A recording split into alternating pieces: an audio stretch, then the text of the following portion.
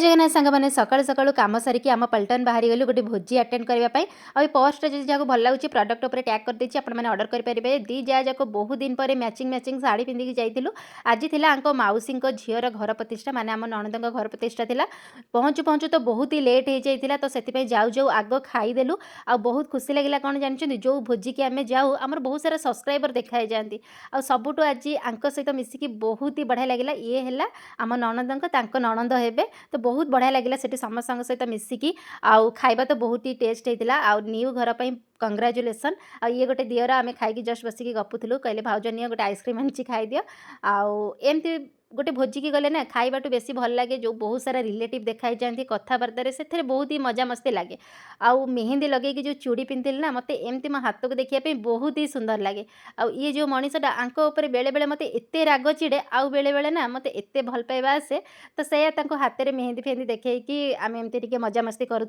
तो सेठू रिटर्न कला बेलू टिकी नाना देह भल नाला तो आम एठिकी पळाई आसिलु टिकी नाना देखा करने